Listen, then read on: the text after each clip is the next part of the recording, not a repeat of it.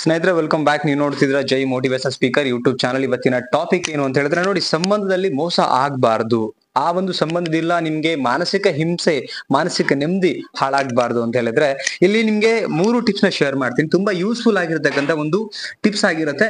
Present generation ಅಲ್ಲಿ ಈ 3 tips ತುಂಬಾ ವರ್ಕ್ ಆಗುತ್ತೆ. ಆಕ್ಚುಲಿ ವಿಡಿಯೋನ ಸ್ಕಿಪ್ ಮಾಡಬೇಡಿ.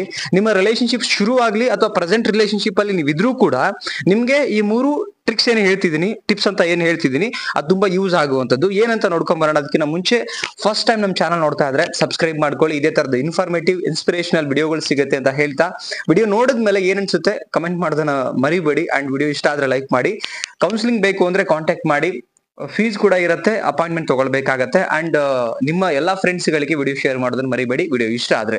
ಫಸ್ಟ್ ಪಾಯಿಂಟ್ ಏನು ಅಂತ ಹೇಳಿದ್ರೆ, ಕ್ಲಾರಿಟಿ ಇರಲಿ. ನಿಮ್ಮ ರಿಲೇಶನ್ಶಿಪ್ ಶುರು ಆಗುತ್ತೆ ಅನ್ಕೊಳ್ಳಿ, ಯಾರೋ ನಿಮ್ಗೆ ಪ್ರಪೋಸ್ ಮಾಡ್ತಾರೆ ಅಥವಾ ಯಾರೋ ನಿಮ್ಗೆ ಪರಿಚಯ ಆಗ್ತಾರೆ, ಸ್ನೇಹ ಆಗುತ್ತೆ, ಫ್ರೆಂಡ್ಶಿಪ್ ಬೆಳೆಯುತ್ತೆ, ವಾಟ್ ಎವರ್ ಏನೇ ಆಗ್ಲಿ, ಬಟ್ ಒಂದು ಕ್ಲಾರಿಟಿ ಇರಬೇಕಾಗತ್ತೆ. ಅಥವಾ ನಿಮ್ಮ ಲವ್ ಆಗಿರ್ಬೋದು, ಪ್ರೆಸೆಂಟ್ ಅಲ್ಲಿ ತುಂಬಾ ಬ್ರೇಕಪ್ಸ್ ನಡೀತಾ ಇದೆ, ಪ್ರೆಸೆಂಟ್ ಅಲ್ಲಿ ತುಂಬಾ ರಿಲೇಶನ್ಶಿಪ್ ಗೆ ವ್ಯಾಲ್ಯೂ ಇಲ್ಲ. ಒಂದು 2 ಇಯರ್ಸ್ ಅಥವಾ 6 ಮಂತ್ ಹಿಂಗೆ ಲಾಂಗ್ ಟರ್ಮ್ ಇಷ್ಟು ಹೋದ್ರೆ ಸಾಕು, ಅಲ್ಲಿಗೆ ಎಂಡ್ ಬಂದ್ಬಿಡುತ್ತೆ. ಸೊ ಅದಕ್ಕಿಂತ ಮುಂಚೆ ಅದಾಗಬಾರ್ದು, ಎಂಡ್ ಆಗ್ಬಾರ್ದು ಅಂತ ಹೇಳಿದ್ರೆ ಈ ಒಂದು ಕ್ಲಾರಿಟಿನ ತಿಳ್ಕೊಳ್ಳಿ. ಕ್ಲಾರಿಟಿ ಅದ್ರಲ್ಲಿ ಏನ್ ಬರುತ್ತೆ ಅಂತ ಹೇಳಿದ್ರೆ, ಅವ್ರು ಓನ್ಲಿ ಫ್ರೆಂಡ್ಸ್, ಜಸ್ಟ್ ಒಂದು ಫ್ರೆಂಡ್ಸ್ ಆಗ್ಲಿಕ್ಕೆ ಅಷ್ಟೇ ಬಂದಿದ್ದಾರಾ ಅಥವಾ ಅವ್ರ ಇಂಟೆನ್ಷನ್ ಏನಿದೆ ತಿಳ್ಕೊಳ್ಬೇಕಾಗತ್ತೆ. ನೀವು ಡೈರೆಕ್ಟ್ ಆಗಿ ಮಾತಾಡಿ. ನೀವೆಲ್ಲ ಒಂದ್ ಕಡೆ ಮುಚ್ಚು ಮಾಡ್ಲಿಕ್ಕೆ ಹೋಗ್ಬಿಡಿ, ಆ ಕ್ಷಣಕ್ಕೆ ಬೇಜಾರಾಗ್ಬಹುದು.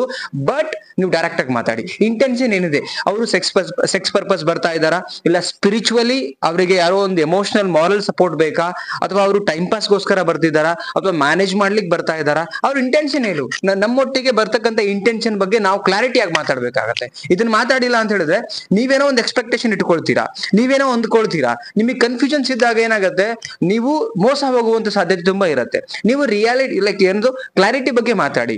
ಏನ್ ಈ ಒಂದು ರಿಲೇಶನ್ಶಿಪ್ ಏನ್ ಕ್ಲಾರಿಟಿ ಕೊಡ್ತಾ ಇದೆ, ನಿಮ್ಮ ಮೇಲೆ ನಾನು ಹೇಗೆ ಒಂದು ಭಾವನೆಗಳು ಇಟ್ಕೊಂಡಿದ್ದೀನಿ, ನನ್ನ ಮೇಲೆ ನೀವೇನು ಭಾವನೆಗಳು ಇಟ್ಕೊಂಡಿದ್ದೀರಾ, ಅಥವಾ ಈ ರಿಲೇಶನ್ಶಿಪ್ ಏನು ಅಂತ ನೀವು ಕ್ಲಾರಿಟಿಯಾಗಿ ಮಾತಾಡ್ಬೇಕಾಗುತ್ತೆ. This is first point. Second point ನೋಡೋಣ, ಏನು ಗೊತ್ತಾ, ರಿಯಾಲಿಟಿ ಬಗ್ಗೆ ಮಾತಾಡಿ. ರಿಯಾಲಿಟಿ ಅಂತ ಹೇಳಿದ್ರೆ, ಒಂದು ಸಂಬಂಧ ಶುರು ಆಗಿದೆ ಅಂತ ಹೇಳಿದ್ರೆ ಅದಕ್ಕೆ ಒಂದು ವ್ಯಾಲಿಡಿಟಿ ಅನ್ನೋದು ಇರುತ್ತೆ. ಲೈಕ್ ಎಂಡ್ ಆಗೇ ಆಗತ್ತೆ, ಯಾವುದೋ ಒಂದು ಕಾರಣಕ್ಕಂತೂ ಎಂಡ್ ಆಗೇ ಆಗತ್ತೆ. ನೀವು ಯಾವುದೇ ಸಂಬಂಧ ತಗೊಳ್ಳಿ, ಇಲ್ಲಿ ಒಂದು ನಿಯಮ ಇದೆ ಭಗವಂತಂದು. ಏನು ಅಂತ ಹೇಳಿದ್ರೆ, ಪಾತ್ರಗಳ ಮುಖಾಂತರ ಕನೆಕ್ಟ್ ಆಗಿದೆ ಅಷ್ಟೇ. ಬಟ್ ಇಲ್ಲಿ ಒಬ್ರು ಹುಟ್ಟಿದೀವಿ, ಒಬ್ರು ಸಾಯ್ತೀವಿ ಅಂದ್ಮೇಲೆ ಯಾವ್ದೋ ಒಂದು ರೀತಿನಲ್ಲಿ ಅದು ಅಂತ್ಯ ಆಗತ್ತೆ. ಒಬ್ಬರೇ ಒಂದು ಫೀಲ್ ಅಂತೂ ಇದೆ. ಅದ್ರ ಡೆಪ್ತ್ ಹೋದಾಗ ನಿಮ್ಗೆ ಫೈನಲಿ ನೀವೊಬ್ಬರೇ ನಿಮ್ಮಲ್ಲಿ ನಿಮ್ಗೋಸ್ಕರ ಹೋರಾಡ್ತಿದ್ದೀರ ಅನ್ನೋದು ಗೊತ್ತಾಗತ್ತೆ. ಬಟ್ ನಮಗೆಲ್ಲ ಭ್ರಮೆ ಇದೆ, ನಮ್ಮೊಟ್ಟಿಗೆ ಅವ್ರಿದ್ದಾರೆ ಇವ್ರಿದ್ದಾರೆ ಒಂದು ಮೆಂಟಾಲಿಟಿನಲ್ಲಿ ಬದುಕ್ತಾ ಇದೀವಿ. ನೀವು ರಿಯಾಲಿಟಿನಲ್ಲಿ ಹೋಗ್ಬೇಕಾಗತ್ತೆ.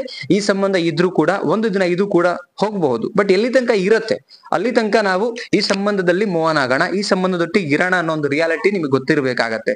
ಸತ್ಯ ಗೊತ್ತಿರ್ಬೇಕಾಗತ್ತೆ, ವಾಸ್ತವತೆ ಗೊತ್ತಿರ್ಬೇಕಾಗತ್ತೆ, ಪ್ರಾಕ್ಟಿಕಲ್ ಬಗ್ಗೆ ನೀವು ತಿಳ್ಕೊಬೇಕಾಗತ್ತೆ. ಇಲ್ಲ ನಾನು ಇರೋ ಗಂಟನೂ ಇರುತ್ತೆ, ಆ ಭ್ರಮೆನಲ್ಲಿ ಹೋಗ್ಬೇಡಿ. ರಿಯಾಲಿಟಿನಲ್ಲಿ ಯೋಚನೆ ಮಾಡಿ, ಪ್ರಾಕ್ಟಿಕಲ್ ಆಗಿ ಯೋಚನೆ ಮಾಡಿ.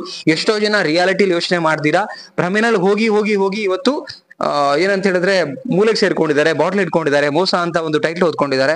ಯಾಕೆ ಅಂತ ಹೇಳಿದ್ರೆ, ಕೆಲವರು ಕ್ಲಾರಿಟಿಯಾಗಿ ಮಾತಾಡ್ತಾರೆ, ಇನ್ ಕೆಲವರು ಕ್ಲಾರಿಟಿ ಕೊಡಲ್ಲ, ಕ್ಲಾರಿಟಿ ಮಾತಾಡಲ್ಲ. ಒಳಗಡೆ ಅವ್ರಿಗೆ ಗೊತ್ತಿರುತ್ತೆ ಒಂದು ಕ್ಲಾರಿಟಿ, ಇವರೊಟ್ಟಿಗೆ ಏನಕ್ಕೆ ನಾನು ಮೂವ್ ಆನ್ ಆಗಿದ್ದೀನಿ ಅಂತ ಹೇಳಿ.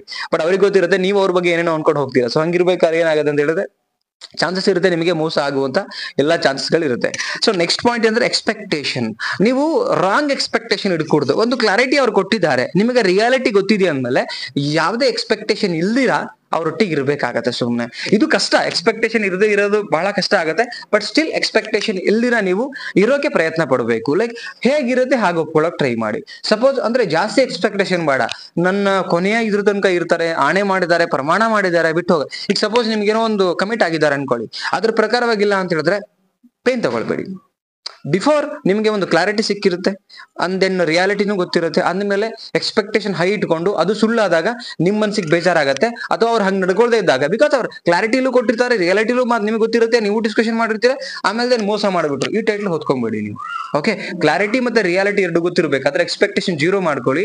ಅಂಡ್ ಏನು ಅಂತ ಹೇಳಿದ್ರೆ ಅಲ್ಲಿ ಏನಾಗುತ್ತೆ ಆಗ್ಲಿಕ್ಕೆ ಬಿಡಿ. ಮತ್ತೆ ಒಂದು ಕನ್ವರ್ಸೇಷನ್ ಮಾಡಿ.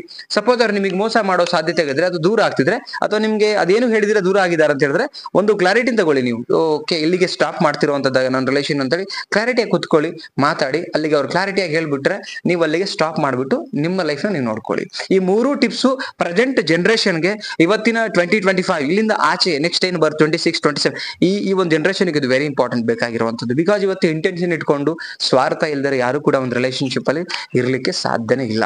ಸ್ನೇಹಿತರೆ, ಈ ಒಂದು ಪಾಯಿಂಟ್ಸ್ ಗಳ ಬಗ್ಗೆ ನಿಮಗೆ ಅನ್ಸುತ್ತೆ ಕಮೆಂಟ್ ಮಾಡಿ ತಿಳಿಸಿ. ಇಷ್ಟ ಆದ್ರೆ ನಿಮ್ಮ ಅನಿಸಿಕೆ ಕೂಡ ಬರೀರಿ, ಲೈಕ್ ಮಾಡಿ ಅಂಡ್ ಕೌನ್ಸಿಲಿಂಗ್ ಬೇಕು ಅಂದ್ರೆ ಕಾಂಟ್ಯಾಕ್ಟ್ ಮಾಡಿ. ಆದಷ್ಟು ಬೇಗ ಇನ್ನ 300 ಪೀಪಲ್ ಸಬ್ಸ್ಕ್ರೈಬ್ ಆದ್ರೆ 29K ಕಂಪ್ಲೀಟ್ ಆಗುತ್ತೆ. Thank you so much guys, ನಿಮ್ಮೆಲ್ಲರಿಗೂ ಕೂಡ ಇದೇ ತರ ಸಪೋರ್ಟ್ ಮಾಡ್ತಾರೆ. ಅಂಡ್ ಜೈ ಸ್ಪೀಕರ್ ಅಂತ ಹೇಳಿ ಫೇಸ್ಬುಕ್ ಪೇಜ್ ಹೊಸದಾಗಿ ಕ್ರಿಯೇಟ್ ಮಾಡಿದೀನಿ, ದಯವಿಟ್ಟು ಅಲ್ಲಿ ನಿನ್ನೆ ಕ್ರಿಯೇಟ್ ಮಾಡಿದೆ. ನೀನು 123 ಜನ ಒಂದು ಫ್ಯಾಮಿಲಿ ಆಗಿದೆ. ಆದಷ್ಟು ಬೇಗ 1K ಕಂಪ್ಲೀಟ್ ಆಗ್ಲಿ. ನಿಮ್ ಸಪೋರ್ಟ್ ಸಹಾಯ ಯಾವತ್ತೂ ಇರ್ಲಿ ಅಂತ ಹೇಳ್ತಾ ಮತ್ತೊಂದು ಟಾಪಿಕ್ ಅಲ್ಲಿ ಸಿಗೋಣ. Thank you so much guys, love you, bye.